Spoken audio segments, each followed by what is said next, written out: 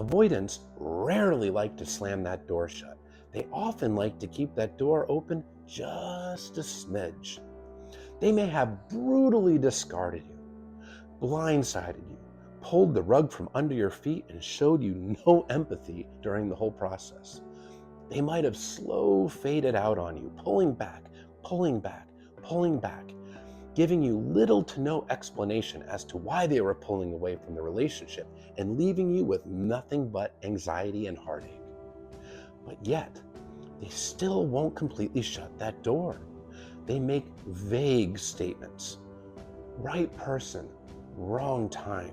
Maybe fate will bring us back together at some point. I just need some time and space to work on myself. And maybe after that, who knows, maybe we can reconnect. I'm not saying never. I'm just saying I'm not ready right now. They'll often leave their stuff at your place and make no attempt to come get their possessions. Because as long as their stuff is at your place, they always have an excuse to reach out. It is one way of keeping one foot in the door. That door is always open just a crack with this person. They'll often feed you breadcrumbs after the discard. Little clues, little feelers to see that you still want them, that you are still an available option in their back pocket. Giving you constant little breadcrumbs, false rays of hope that they're about ready to jump back into the relationship and repair things. But every time that you take those breadcrumbs, they pull away, but still won't give you any definitive answer or closure. Avoidants are severely insecure people, regardless of whether you're dealing with a dismissive avoidant or a fearful avoidant.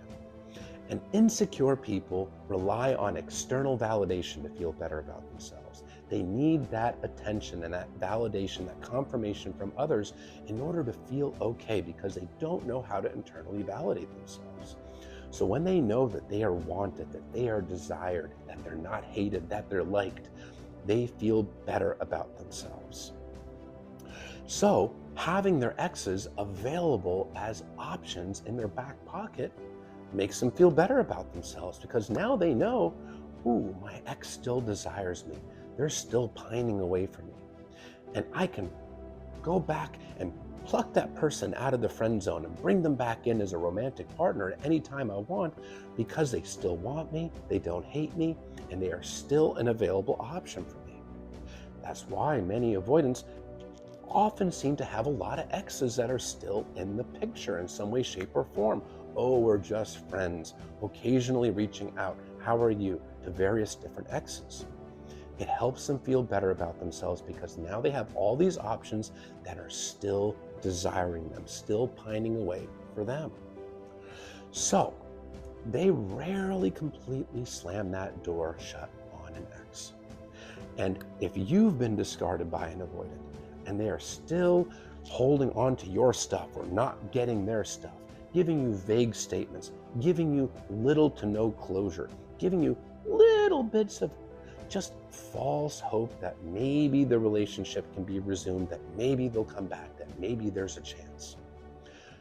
It's not a reflection of you or anything that you did wrong. It's a reflection of this person and their insecurities, their attachment wounds. It's a reflection that this person needs that external validation. This is a person that doesn't know how to internally validate themselves. This is a person with a low self-esteem.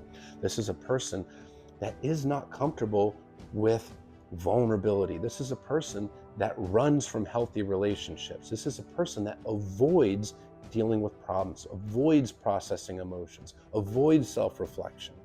Avoid. That's also partially why they can't give you very coherent statements. That's why they give vague answers, because again, avoiding the emotions, avoiding the self-reflection, avoiding looking within.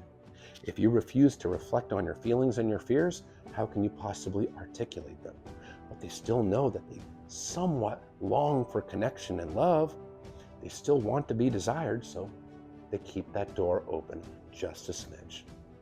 You don't have to sit around just hoping that they choose you, though. You have a chance to hold a boundary. Boundary being your limits of what you want, don't need, what you'll tolerate, not tolerate, and what you expect. And if this person's stringing you along, you have the chance to say, I care about you, but this is not working for me because I need my time and space to heal. And unless you're reaching out to me with a purpose, please respect my space so I can heal and move on. And that is a very secure thing to do for yourself, because you'd be sending yourself the message that your needs, your feelings do matter and that you're not an option, because you deserve to be treated as a priority. You prioritize them, you deserve to be a priority in return, and don't sell yourself short.